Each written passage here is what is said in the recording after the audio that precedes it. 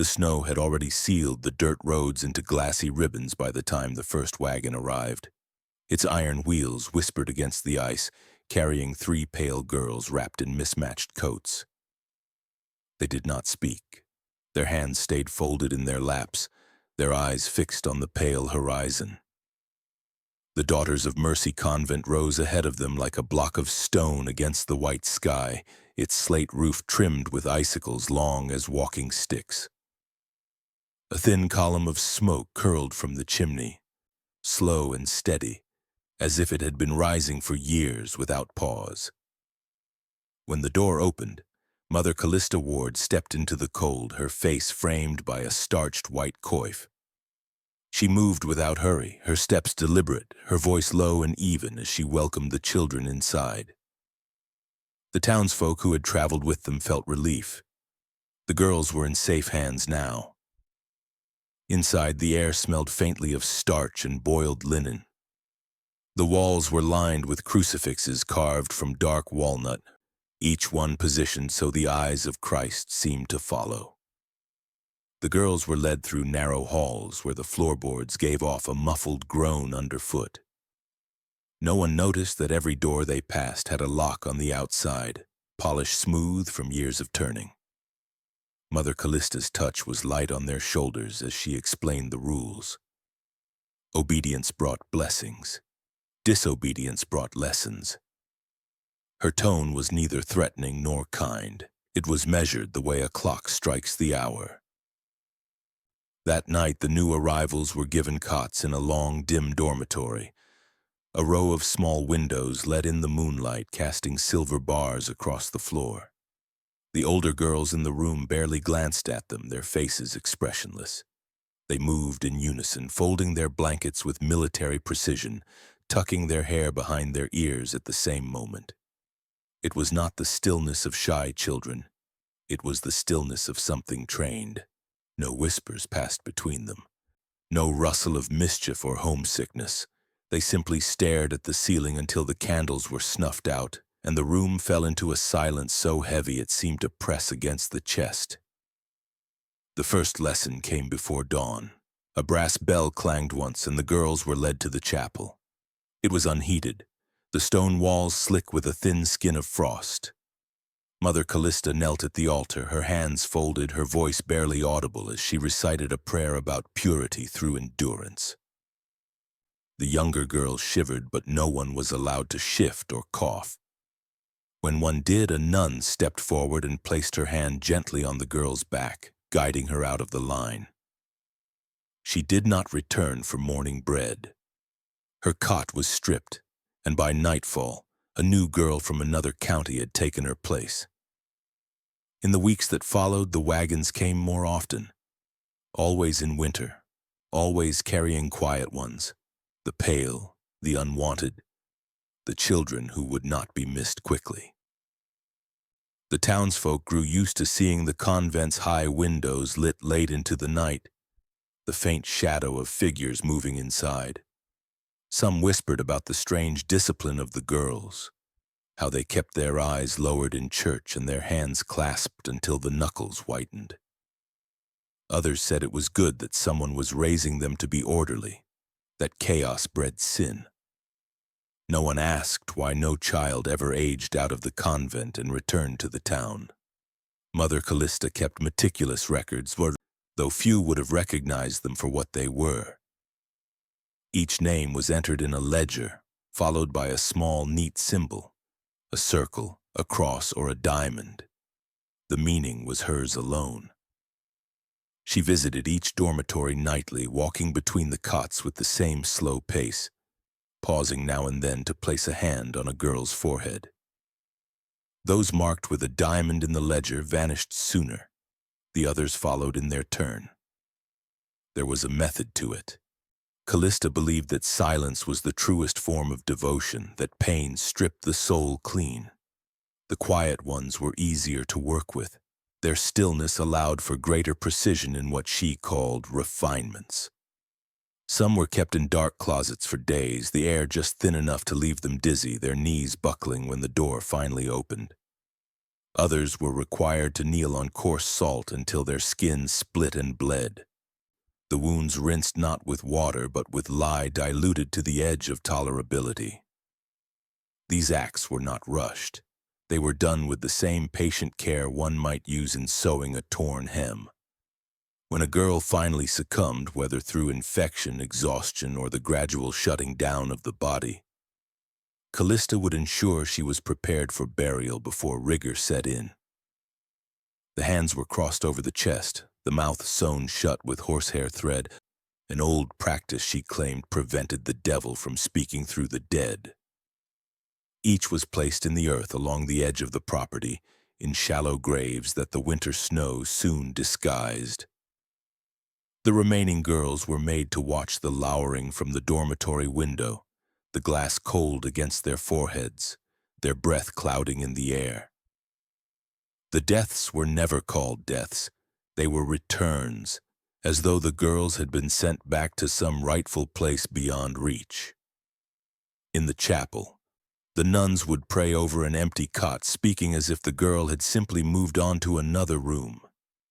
In this way, the living learned not to question absence. It became as ordinary as the tolling of the bell. By the end of that winter, the convent was full again. The older girls moved like shadows, their steps perfectly in time, their eyes empty of anything that might be called childhood. And when spring came, melting the snow into black rivers along the road, the daughters of mercy stood ready to receive the next wagon. The house was always hungry, and Mother Callista knew exactly how to feed it. The first real snow of the season came in thick sheets, pressing against the convent windows like a living thing, muting the world outside until the night felt sealed off from time itself. And that was when the new girls began to hear it, the slow, deliberate scraping of iron beneath the floorboards. Not frantic or rushed, but patient, like someone sharpening a blade that would never dull. The sound carried through the dormitory after the candles were snuffed, winding itself into their dreams until they woke unsure whether they had heard it at all. And always with it came the faint smell of boiled resin clinging to the air like the ghost of a fire that had burned long ago. In the beginning, they told themselves it was some repair in the kitchen or perhaps the stoves being cleaned for winter. But that lie did not survive the first disappearance, when Mary Ellen's cot was found empty at dawn. The blanket folded so neatly it might have been prepared for a guest, her hair ribbon placed on the pillow as if she had left it there herself. And by breakfast her name was no longer spoken. In the days that followed, others were called, always by name, always at night. Led down the narrow corridor toward the chapel's basement. The last thing seen of them, the hem of their nightdress vanishing around the corner. None returned, but the beds remained made and untouched, as though they still belonged to someone who had simply stepped outside. In secret, the older girls whispered about the lessons, the way those taken were kept in the black cellar rooms where no sound could escape, their arms bound and eyes covered for days until the mind began to unravel, until the quiet turned into something heavier than fear. A slow suffocation of thought. When they were finally allowed to breathe air again, it was not to live but to endure one more act, skin painted with quicklime under the guise of purification, the burn beginning as a faint itch before blossoming into fire that could not be washed away. The screams swallowed by the thick stone walls until they faded into the steady rhythm of the iron scraping. Mother Callista believed that silence was not only obedience but transformation, that if she could strip away the senses one by one, she could reach the soul itself and carve it into something willing. And so each death was shaped to be unseen, methodical, never messy, never without purpose. The others learned to keep their eyes down, their movements small, their breathing quiet, because they knew the calling was not random. Callista watched for signs, the tremor of a hand at prayer, the glance toward the window, the twitch of a lip as though ready to speak. And when she marked someone in her mind, there was no undoing it. The psychological weight pressed on them like the snow pressing on the roof, and even those not yet called began to live as if already dead, their days measured only by the absence of certain faces at morning roll. The cold crept into their bones and stayed there, not just from the winter air but from the knowledge that every kindness Callista offered, the warm bread, the gentle pat on the head, was part of the same hand that reached for them in the dark. And so the winter passed without laughter, without the sound of play in the yard, only the soft steps of children who knew they were walking toward something inevitable. The resin-scented nights and the scraping iron below reminding them that the basement was always waiting, and that the house, like its mistress, was patient enough to take them one by one. When the snow began to melt in early March, it did so without mercy, revealing what winter had tried to hide. Along the edge of the convent's land, where the tree line split the fields from the woods, the thaw exposed something that had once been carefully pressed beneath a layer of frozen silence. Rows of uneven earth, some sunken, some gently mounded, as though the ground had been stitched closed in haste and never expected to be seen again. The farmers who passed by with their plows thought at first it might be animal burrows or drainage damage, but the dogs knew better. They would not go near the edge. One barked once and ran off into the woods, tail tucked, whining as though it had glimpsed something it could not understand. The smell came next, faint but undeniable, sweet and rotting and soaked deep into the soil. When the men brought shovels and pulled back the soft earth, what they found stopped them cold. The first body was a child no older than 10, her arms folded across her chest, but her hands pressed tightly over her mouth as if she had died in the act of silencing herself. Her jaw had been sewn shut with horsehair thread, pulled so tight the flesh had split at the corners. Another body was uncovered just feet away, arranged in the same position, mouth covered, jaw stitched, eyes open and glazed with mud. There were 6 bodies in all that day. The youngest was 7, the oldest, maybe 13. Not one had been properly buried. No markers, no coffins. Just holes dug into the snow-heavy ground, the corpses lowered in like waste and covered over before frost could set the final seal. Word spread quickly and the town gathered in horror, though none dared approach the convent without invitation. Inside its stone walls, the mood had not changed. Mother Callista stood at the edge of the chapel, flanked by her silent nuns, and told the investigator who arrived days later that the graves were part of a spiritual reenactment, something called symbolic burial training.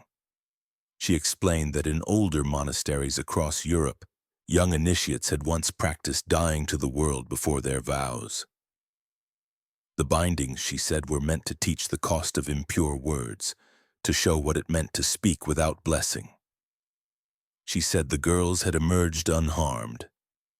She said they were now preparing to enter a higher form of devotion. She said all of it with calm eyes and folded hands, as if she were offering nothing more than a bread recipe. No one could prove otherwise. The convent kept no formal records. The girls who remained said nothing. They had learned by now how to keep their eyes blank and their mouths still, even as the bodies of those they once slept beside were dragged from the dirt and laid in rows on stained linen. The psychological toll had already been carved deep into them. They had watched their sisters vanish one by one, heard the scratching of nails on stone and the faint weeping in the hall that no one acknowledged. They had memorized the weight of silence as a survival tool. Some had been made to dig the graves themselves, their hands blistering in the cold soil while Callista knelt behind them, murmuring verses about humility and purification. One girl was forced to lower her twin sister into the earth and then help sew her mouth shut, the needle-piercing flesh she had once kissed goodnight. That girl did not speak again for the rest of her short life. The rituals were not impulsive. They were rehearsed, perfected, passed down like recipes from one generation of cruelty to the next. Callista's obsession with containment had metastasized into an ideology. To her, every word was a threat, every voice a potential revolt, every untamed child a vessel of impurity. She believed that speech was dangerous unless filtered through suffering, and that a girl who had tasted the blood of her own silence would never again risk disobedience. So she made the burials real. She made the sowing final. She trained her novices not to feel, only to perform, and in time they too began to believe that these deaths were not punishments but stages in a sacred progression. When questioned again, she showed them Latin texts, half-translated, that she claimed proved her methods. She pointed to obscure penitential practices from early medieval orders where silence was demanded through mouth-stitching or symbolic grave rites.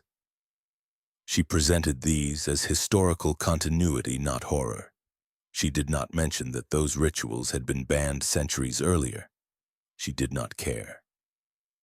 The law, like mercy, was something she interpreted privately. And so the investigators, most of them men who barely understood the cloistered world of women, and less still the mind of a woman who had tasted power without oversight, left with nothing but vague suspicions, and the warning that any accusations against the church would be handled internally. The bodies were taken away, reburied in the town's potter's field with no names. No charges were filed, no punishments were handed down. But in the convent something shifted.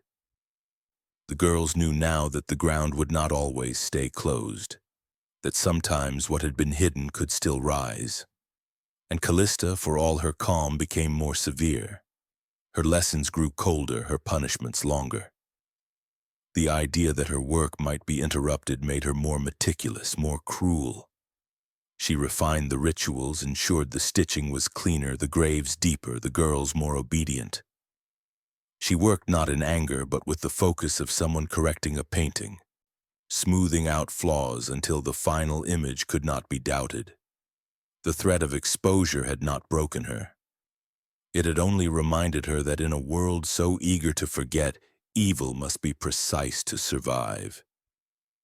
He arrived in spring long after the graves had been swallowed again by green growth and silence. Dr. Horace Leland was a man with steady hands and an even voice, known in the region for his fascination with anatomy and his refusal to marry. He carried a polished black bag with brass clasps, a long wool coat that smelled of opium and varnish, and eyes that seemed to calculate everything. The townspeople said he had once trained in Boston under a surgeon who had taught him to remove ribs without killing the patient.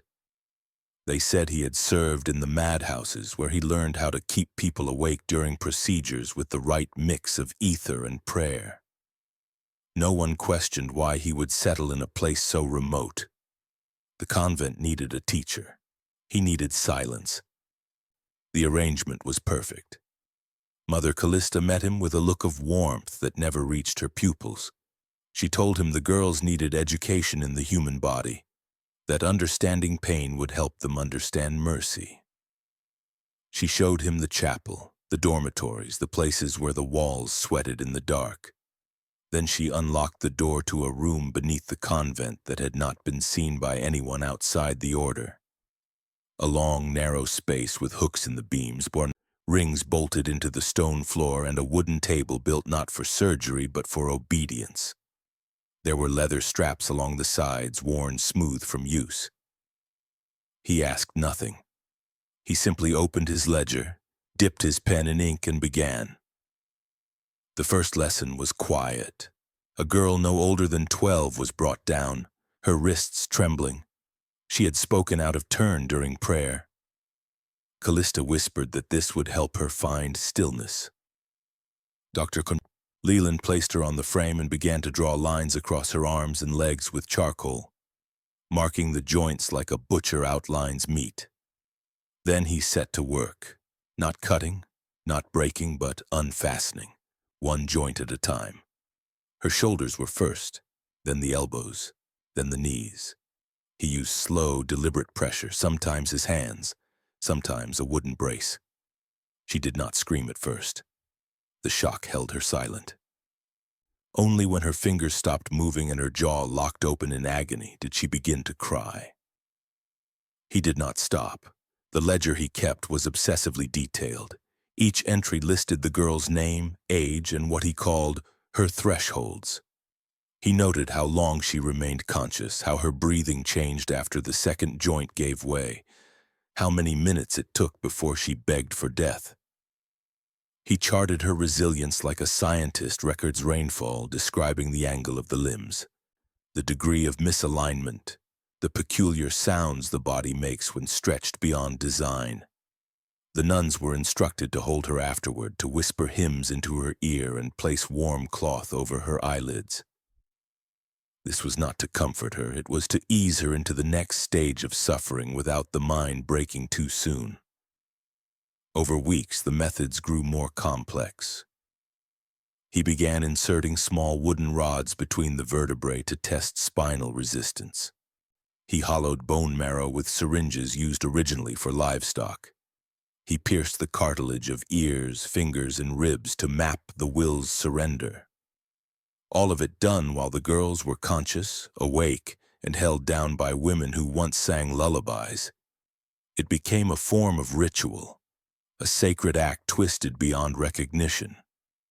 Callista stood at the head of the table during each procedure, whispering that pain was the only true teacher, that Christ had been nailed with full awareness, and so must they. She called it alignment. She believed suffering arranged the soul in a posture of grace. One girl died after her hip was forcibly turned beyond its socket. The pressure caused internal bleeding that could not be slowed. Her name was Joanna. Her death was not mourned. It was recorded in Leland's ledger with a single line: exceeded capacity, spine surrendered early, valuable. Her body was burned in the furnace used for linens. No trace remained but the entry in ink. Another girl was crippled permanently when both her ankles were severed at the tendon to test faith in immobility. She lived for 7 more days, whispering the same prayer over and over until her organs failed from the shock. The surviving girls learned to live with the sound of dislocation, to expect the scent of blood in the hallway. They began to believe that pain was not something to fear, but something to earn. Callista reinforced it in every sermon, telling them that God saw only those who had been emptied of comfort. And Leland, cold and precise, gave her the tools to turn that belief into muscle memory. He was not driven by cruelty. He was driven by control. In each girl he saw a puzzle to be solved, a system to be documented, an object to be shaped until it no longer resembled a child. He did not smile. He did not flinch. He only recorded. Years later, after the convent burned and the archives were uncovered beneath a false wall, Leland's ledger would be found intact. The pages were yellowed, the ink smeared in places from what looked like blood. But the handwriting was steady, clear, and horrifying in its detachment. Page after page of named children reduced to their structural components, each one a case study in quiet, sanctioned torment. And yet, in the margins, there were no apologies. Only corrections, only improvements, only new ideas for refinement. Callista had given him a place to work without interruption, and in return he gave her the broken bodies she used to preach her gospel of silence. The work continued until the table cracked from strain, and even then another was built. The methods grew sharper. The threshold for death became a line they tried to push farther each time. It was never called torture. It was never called murder. It was called learning. And under that word, every bone was counted, every tendon tested, every girl slowly bent out of the shape she was born in, until even her shadow no longer resembled something human. There was a hallway deep beneath the chapel that the daylight never reached, carved into the oldest part of the stonework where even the echo of bells could not follow. The air there felt heavier, clinging to the skin like wet cloth, and it always smelled faintly of cedar, mold, and something older. Something like grief, rotting in place. This was where Mother Callista introduced her most sacred teaching, what she called the lesson in hollow rooms, a practice reserved for the girls who had shown either too much spirit or too much despair. These were the ones who resisted too long or stopped responding altogether. The ones she said required pressure, not punishment. It was, she insisted, the only way to compress a sinful soul into something worthy of grace. The rooms themselves were coffin-like, hand-built from seasoned pine with joints sealed by resin and animal glue. Narrower than a door frame, each one was just wide enough for a child to stand inside without movement. When a girl was selected, she was brought down in silence, stripped of her shoes and placed inside. No straps were needed. Once the door was shut and the latch bolted, there was no room to fall, no space to sit, no angle to shift weight. The panels were lined in horsehair felt to smother sound. No screams could escape, and none were expected. The only noise that ever made it out was the soft rhythm of shallow breathing, growing faster with each passing hour. The lesson began slowly. The wood had been treated to absorb moisture from the air, and once sealed, the chamber started to breathe. The walls thickened inward at an invisible pace, fractions of an inch, but the girls inside felt it immediately. The way the pressure pressed against their ribs, their arms, their spines, the process could last 12 hours. Sometimes longer. The youngest were the most vulnerable. Bones still soft from growth would bend before breaking. They often passed out before true damage set in, but not always. Some stayed awake until the moment their ribs gave way, folding like basket reeds beneath the weight of confinement. Callista believed this was when the soul was closest to surrender. She told her nuns that the body must be reminded it was a cage, and only through pressure could the spirit learn to slip free. Each death was recorded not as a failure, but as an escape. The chambers were not cleaned between uses. Dried blood, fingernail fragments, and strands of hair were left in place as a warning to the next girl chosen. They called them the whisper rooms, though no one could whisper inside them. Survivors said the worst part was not the pain, but the way time disappeared. There was no light, no shift in air, no sound, only the heartbeat and the slow realization that the walls were moving, closer, tighter, each breath a little shallower. They said it felt like being buried alive, only slower and lonelier, with the crushing done not by dirt but by something that had once been a tree. One girl, Anna, was kept inside for nearly 15 hours. She had refused to kneel during prayer after watching her friend taken away and never returned. Her rebellion was not loud, it was still and defiant, but that was enough. When she was removed, her shoulder blades had buckled inward and several ribs had snapped in uniform order, puncturing a lung. She died with her eyes open, locked in a look that never faded. Her body was disposed of behind the furnace room where no soil had ever been blessed. Another girl, Margaret, survived the full compression but never spoke again. Her spine had twisted at the base and she walked with a permanent hunch. The nuns gave her the job of sweeping ashes. She moved slowly, always with one hand pressed to her stomach as if holding in what the room had tried to squeeze out. Callista believed these chambers were not acts of cruelty but revelations. She spoke of them in sermons as metaphors, hiding the literal truth beneath layers of theological poetry. She preached about the burden of sin and how holiness could only grow in a space that left no room for pride or fear. But behind her calm eyes was a deeper obsession. She had once been kept in such a space herself, long ago in a European novitiate that had since been disbanded. She survived it, but not whole. It changed the way she understood obedience. To her, suffering was not a punishment, it was the design. The closer a girl came to vanishing inside her own body, the closer she came to divine silence. Her nuns obeyed without question. They were not cruel by nature, but they had been shaped by years of quiet and ritual, their minds worn thin by repetition and prayer. They believed what Callista taught them, that the hollow rooms were acts of love, that breaking a child could cleanse what birth had left flawed. And so the chambers were built and rebuilt, adjusted for different ages, different heights, different levels of defiance.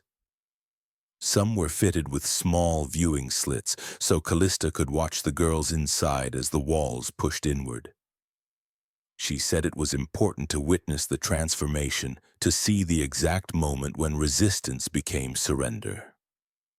Outside the convent, the spring bloomed as it always had. Birds returned to the trees. Children played in muddy fields. But behind the stone walls, the hollow rooms waited, patient and airtight. They did not need chains or screams to do their work. They simply pressed inward until the soul had no choice but to fold, and sometimes, if Callista was lucky, to disappear entirely. It was called the Week of Mercy, but none of the girls who had lived through it spoke of mercy afterward. Every spring, just before the planting season began, Mother Callista would gather the youngest among them, those between 6 and 9, and explain that they had been chosen. She told them that God required silence to hear them properly, and that if they could go without words, without movement, without the comfort of light or touch, He would reveal the truth of their souls. The children did not cry when they were taken. They had learned not to. The others only watched, counting who would return and who would not. The number was never the same. The cells were below even the hollow rooms, deeper in the stone belly of the convent where the air turned stale and damp. Each was no larger than a coffin set upright with a single iron latch on the outside and no windows. The girls were placed inside with their hands bound behind them by cloth soaked in vinegar to burn the skin subtly over time. Their legs were strapped at the knees, not to restrain movement. They couldn't move anyway, but to prevent the body from collapsing too soon. The darkness was total, not dim, not quiet, complete. The door shut like a heartbeat stopping, and after that, nothing. Each child received 1 bowl of thin broth per day, slipped in through a low slot that scraped their knees. The broth was laced with laudanum, but just enough to loosen the mind without putting it to sleep. Mother Callista called it the opening agent. It softened the boundary between thought and hallucination. The girls began to see visions, faces that came too close, whispers from corners that didn't exist, their own names repeated in unfamiliar voices. Every moment blurred into a fevered loop. Most forgot where they were by the second day.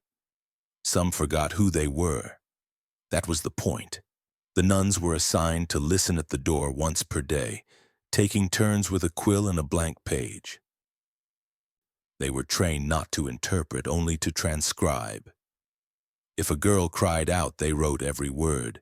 If she moaned, they recorded the pattern of the sound. If she spoke in fragments, names, phrases, pleas, they wrote it all. Callista believed these were soul sounds, the language of the heart unfiltered by vanity or fear.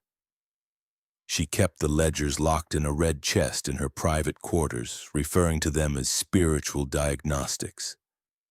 She said the words of a starving child revealed more about heaven and hell than any scripture ever had. Some of the girls emerged at the end of 7 days with wide, unblinking eyes and minds so detached they could not answer their own names. They were led upstairs gently, washed in silence, and placed back in their beds with herbs packed into their ears, to seal in the wisdom. Others came out wild, shrieking, tearing at their bindings, trying to claw at their skin to escape visions that hadn't ended. Those were drugged into stillness and kept in isolation indefinitely. And some never came out at all. Their silence was deemed a sign that they had been taken by God. Their bodies were removed in secret and burned without ceremony. To speak of their death was considered blasphemy. They had passed the test. They had become empty. One girl, Ruth, had whispered on the fourth night, long after her throat had nearly closed from dehydration. Her words were faint and fragmented. "Mama's eyes. The wolf is under the floor and the mirror is wrong." The nun who transcribed them marked the page with a small circle. That symbol meant valuable. Ruth was never seen again, but her words were added to Callista's private sermons, woven into a twisted theology that framed suffering not as sacrifice, but as revelation. Callista believed that the soul became most visible just before it snapped, and she craved that glimpse. She wanted to see the breaking, to hold it in her hands like a holy relic. The girls learned to fear springtime more than winter. Snow could be endured, cold could be survived. But the week of mercy came with no warning and no appeal. It selected without pattern. The quiet were not spared. The obedient were not safe. There was no system to avoid it, no path to escape it. And once inside, time stopped. The darkness grew thicker with every breath until the girl inside forgot what light had felt like, what her own skin had once looked like, what her mother's voice had sounded like. Those who lived rarely remembered the full 7 days, but their silence afterward was enough. It was a silence that did not lift. Callista's obsession with ritualized isolation was rooted in her own novitiate, where she had been locked in a cell for 9 days by a mother superior who believed in spiritual starvation. But Callista had not broken. She had adapted. She had taken what nearly killed her and turned it into doctrine. In her mind, the week of mercy was not cruelty. It was clarity. It was not punishment. It was prayer. Each child was a vessel, and pain was the key that unlocked the lid. The hallucinations were proof of progress. The deaths were validation. When townspeople asked why the youngest girls sometimes vanished before reaching confirmation age, Callista spoke of early callings, of divine selection. She said some girls were simply too pure to remain in this world. The townspeople nodded, too far removed to question it, and too comforted by the neatness of the answer. But inside the convent, the ledgers kept growing. The bindings of the notebooks grew darker with the oils from handling, and beneath the chapel floor, the cells stood waiting, never fully dry, always hungry for the next whisper of a child trying to remember who she was in the dark. The feast of St. Agatha came every February with the same precision as frost on the chapel windows. It was the one day of the year when the convent opened its gates to outsiders. Town benefactors, parish leaders, and wealthy donors were welcomed through the wide front doors, led down candle-lit corridors, and seated at tables dressed in linen and silver. The girls, scrubbed clean and starched into silence, served warm bread and poured cider into polished glasses. Music played in the background, soft, reverent, hollow. The food was rich and abundant, and no one asked how a convent with no known farmland could produce it. Above ground, it was a celebration of virtue, a theater of discipline and care. But beneath the floorboards, in a room no donor ever saw, something older and far less holy took place. In the lower pantry, where the air was thick with brine and salt and the walls were blackened by decades of soot, a ritual was unfolding. It was a bastardized echo of something once practiced in medieval cloisters, a rite twisted beyond recognition. 3 girls at a time were selected, always orphans without living family, always those who had shown signs of resistance in the months before. They were led barefoot down the back staircase and stripped of their wool uniforms. Their hands were bound behind their backs, and they were forced onto what the nuns called the standing rack, a narrow wooden frame with iron cuffs for wrists, ankles, and throat. Once secured, their chins were tilted upward and fastened in place with leather straps, their mouths left just barely open. The angle was perfect. They could not look away. A nun stood to the side, holding a copper ladle dipped into a pot of boiling milk. The milk was salted and thickened slightly with flour, just enough to catch in the throat. It was not poured quickly, that would be too merciful. Instead, it was fed slowly, a spoonful at a time, steaming liquid sliding over the tongue and down into lungs that could no longer choose what to accept. The goal was not just death, it was purification. Callista believed that the voice was the most dangerous part of a child, that rebellion, confession, even memory itself came from sound. To purify the voice was to destroy it at the root. The method had been adapted from old stories of early Christian martyrs, girls who were silenced by fire and steam to protect the holiness of their vows, but Callista took those stories and bent them into something her own. She taught that the boiling milk was symbolic, a mother's comfort turned to God's judgment. The girls' suffering, she said, returned their voices to heaven. In truth, they choked to death slowly, their lungs filling with foam, their faces contorting into desperate masks of pleading that no one responded to. Once still, their bodies were wrapped in coarse linen and taken to the root cellar, where other bags had already been laid in neat rows between the dried onions and salt barrels. Upstairs, the guests toasted the Virgin. They complimented the roast quail and the sweetbread pudding. They praised the purity of the girls who served them, remarking on how obedient, how composed, how unlike the wild children of the outside world they seemed. None of them noticed the slight discoloration in one girl's eye, a burst vessel from witnessing the screams she could not speak of. None of them asked why the kitchen door was bolted from the inside or why the food seemed to appear so quietly without the usual clatter and bustle of cooking. The girls who served had already learned how to keep their hands steady and their eyes empty. Fear made them graceful. Callista herself walked between the tables like a hostess at a private funeral, offering warm smiles and soft words. Her hands never trembled, not even when the wind outside howled loud enough to cover the final gurgled cries from the pantry below. She had rehearsed this balance, hospitality above, horror below, until it became an act of worship. She saw the feast of St. Agatha not as a contradiction, but as a convergence. Death fed the living. Silence fed the church. The bodies below ensured the beauty above. One year, a girl named Isabel was chosen. She was 9. She had been caught humming in the dormitory after lights out. It was a lullaby her mother used to sing before the fever took her. That memory, that melody was enough to mark her.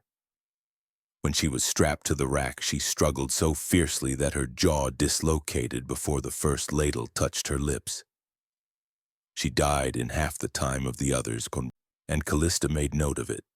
Too much resistance ruins the lesson. That night, the broth served upstairs was unusually thick. None of the guests questioned it. After the feast ended, the silver was cleaned and locked away. The linens washed with vinegar to erase any trace of smoke or salt. The root cellar was sealed again.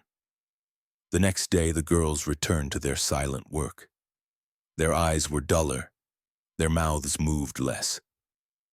But they lived, they had learned, and somewhere in the dark, beneath the scent of roasted lamb and sugared apples, the air still held the stench of scorched milk and lungs that had boiled from the inside out.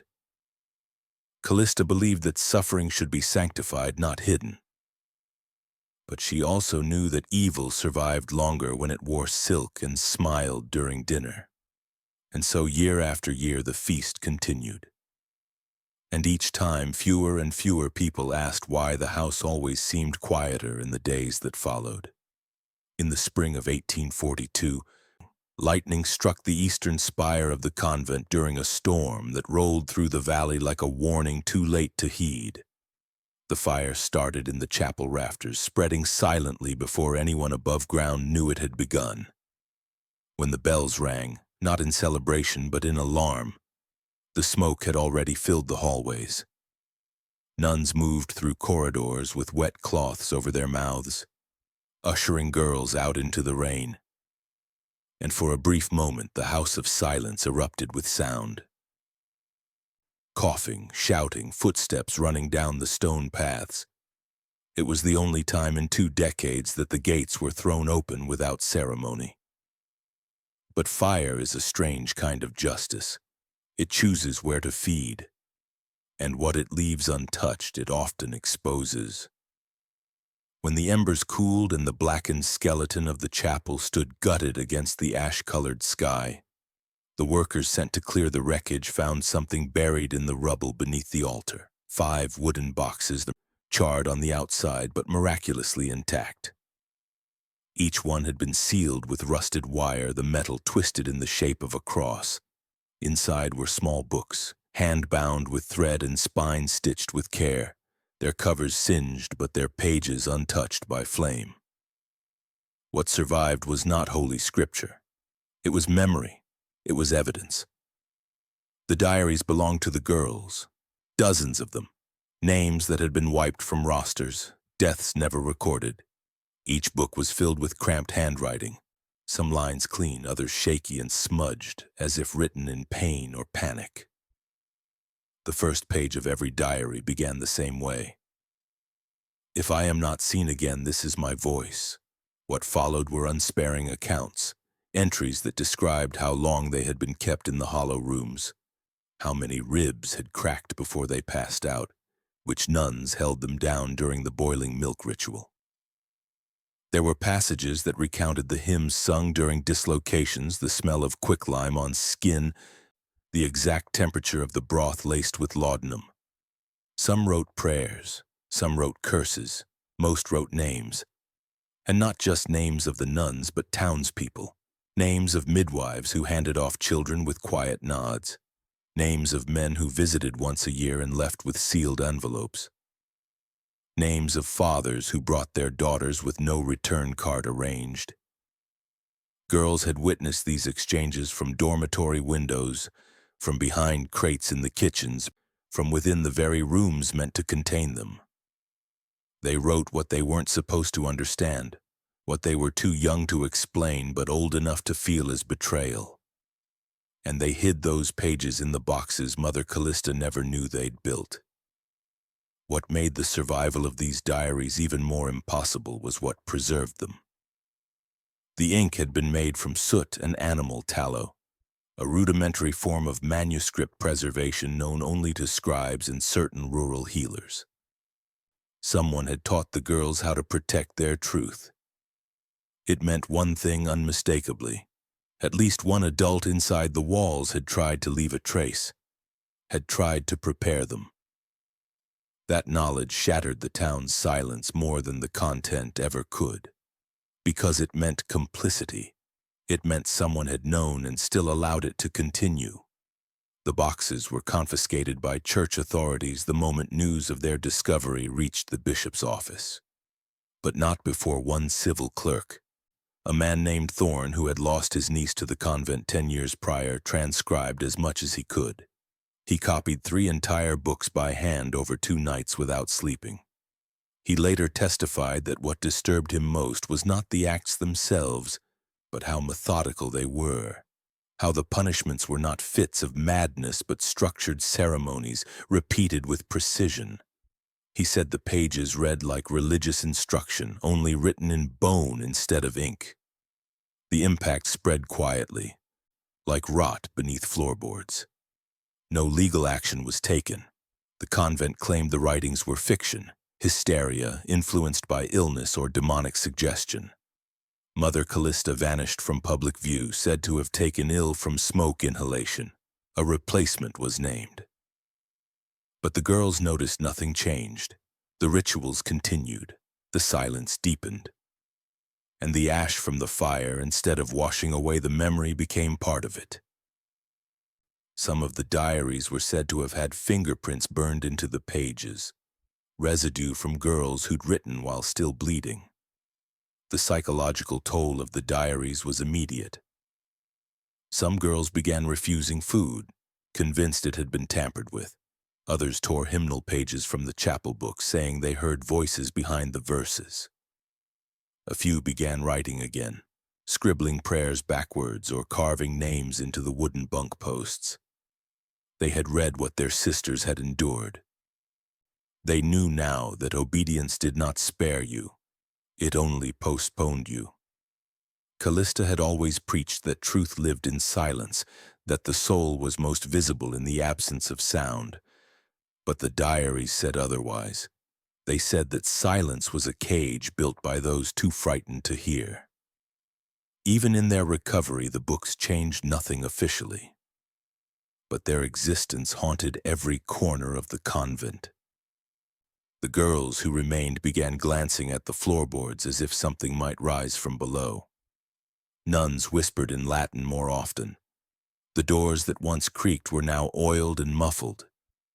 Everything became too quiet, too still. But the truth had already burned its way into the air. The diaries would not burn because the evil they described had never ended. It had simply learned to speak more softly.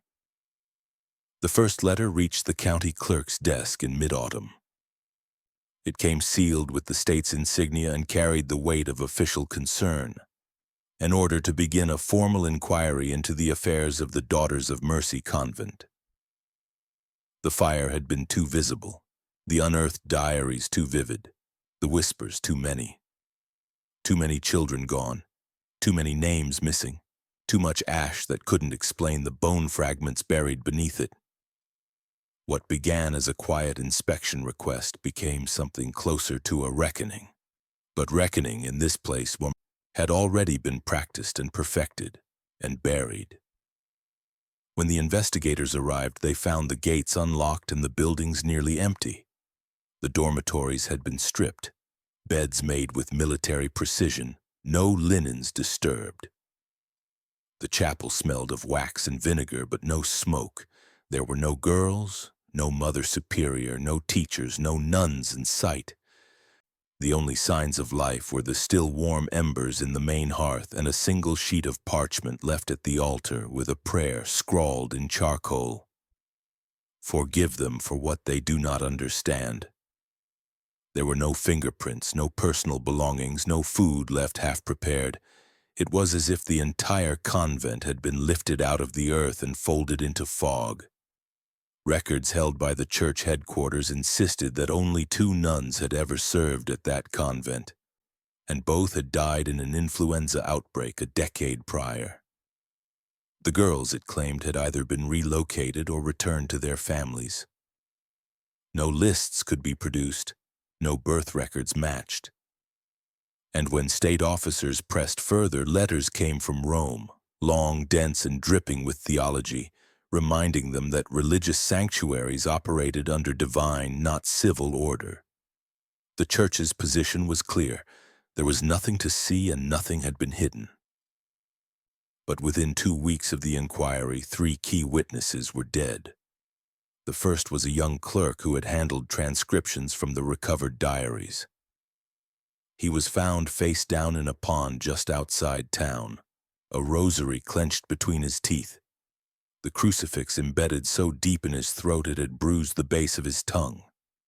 The second was an archivist who had catalogued the convent's surviving artifacts. She had vanished from her home in the middle of the night. Her body turned up a week later in a river miles away, her wrists bound with communion lace, her mouth packed with hymn book pages soaked in wine. The third was a midwife who had once delivered children to the convent gate. Her home was burned to the ground. Her bones were pulled from the rubble with her wedding ring fused into her jaw. The message was clear but not acknowledged. Local newspapers published short blurbs about tragic accidents and unfortunate drownings, but anyone who had lived near the convent knew better. Rumors turned to terror. Mothers refused to baptize their children. Parish attendance dropped. Priests warned quietly that some questions endangered the soul. And when the first lawsuit was filed, brought by a family who claimed their daughter had been taken in 1839 and never seen again, Jurors were summoned and then dismissed when two received anonymous notes warning that if they ruled against the church, they would be digging their own children's graves by spring. The language was vague, but the fear was not. Burial alive was not a myth in that part of frontier America. It had happened before, in mines and prisons, in disputes between neighbors too poor for guns. The soil was soft. The silence came quickly. The threat did not need to be proven. It only needed to be whispered. Within 3 weeks, the lawsuit was withdrawn. Within 6, every file related to the investigation was closed. The court sealed the case with the phrase, "insufficient evidence." The land was sold quietly to a wealthy family from the East. No names were published. The property was purchased in full, sight unseen. Within months, new construction began. The chapel was demolished, the graveyard leveled, the cellars filled with stone. When asked what would be built, the family's representative said only, "a new beginning." But the workers hired to clear the ruins reported tools going missing, voices echoing where no wind could reach, and strange symbols carved into the stone just beneath the earth's surface. Circles of rust, shapes traced in blood, initials of girls no one remembered.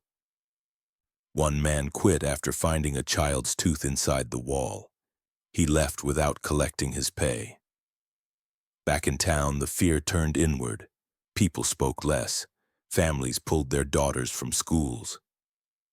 Ministers preached louder, but the eyes of the people dimmed, not from forgetting, but from remembering too well. Callista had disappeared, but her work remained. It had been absorbed into the soil, into the history no one wanted to own. The trial had never been about justice. It had been about limits, what the living were willing to see and what they would pretend not to. The girls who survived were never found. The names in the diaries faded with time. But the image of the rosary wedged into a drowned man's mouth, the hymn book pulp in a woman's lungs, the lace twisted into the bone of a burned hand, those things stayed. And with them the knowledge that evil did not need a courtroom to win. It only needed a locked door, a missing page, a family too frightened to ask again. Years passed. The convent no longer stood, its walls erased, its chapel dismantled stone by stone until even the grave markers had vanished under layers of replanted grass. A home now stood on the land, large, symmetrical, and modern for its time, with bright shutters and painted fences. Children played in the fields nearby, and their laughter drifted across the soil that had once swallowed the screams of others. Most believed the past had been buried along with the ashes, that the horrors of the Daughters of Mercy had been sealed in fire. But in the crawl space beneath the new house, under warped beams and cracked joists, something waited. Not ghosts, not revenge, just evidence. During a renovation in the summer of 1879, a carpenter pried loose a floorboard to replace a rotting support beam. Beneath it, preserved in hard resin, lay the last of the convent's secrets, 4 wooden panels, each pressed into the soil and sealed airtight with hardened wax. Archivists were called. The panels were lifted slowly, the resin chipped away piece by piece. Inside were thin diaries, brittle but intact, their covers stitched with the names of girls long since erased from record. But these were not new testimonies. They were warnings. Each entry chronicled rituals not yet exposed in the previous boxes. Details Callista had kept hidden from even her closest nuns. These girls had seen the rooms where warm water was turned into steam and funneled through copper tubes until lungs ruptured in silence. They had described the scent of burning bone mixed with chapel incense during midnight masses. They had sketched floor plans of rooms no one else had known existed. Rooms built without exits. What made these entries different was the voice behind them. They were not written in desperation. They were methodical, almost detached, cataloging the abuses with an eye trained not on survival but on remembrance. One passage described how a girl, thought too disfigured to be kept in public dorms, had been locked in a bricked alcove behind the main altar and left alive for 5 days.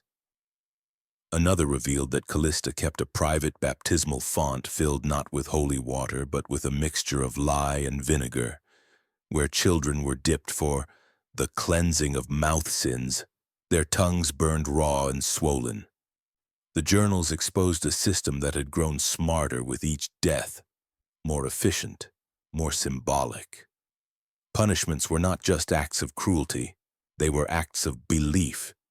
Each ritual was layered in scripture, cloaked in phrases about salvation and divine silence. Callista's genius had not been in her ability to inflict pain. It was in her ability to convince others that pain was sacred. The archivists who recovered the diaries did not release them to the public. They feared mass panic, feared lawsuits, feared what might happen if people learned the full extent of what had been allowed to fester behind those stone walls. Instead, the writings were stored quietly in a university basement. Marked with the vague title Ecclesiastical Rural Records, Indiana Sector, 1836-1842, access was restricted. Only a handful of scholars ever read them in full. Most couldn't finish. One suffered a breakdown and left academia altogether. Another tried to publish excerpts but died in a house fire before the manuscript could be printed. The pages were said to have survived, but no one could say where they ended up. In time, the story of the convent became something else. Less history, more folklore. Children whispered of the milk house and dared each other to sleep near the old tree line where bodies had once been buried. Parents warned them not to speak of such things, but they didn't deny the stories. The Daughters of Mercy became a shadow, neither fact nor fiction, too quiet for headlines, too cruel to dismiss.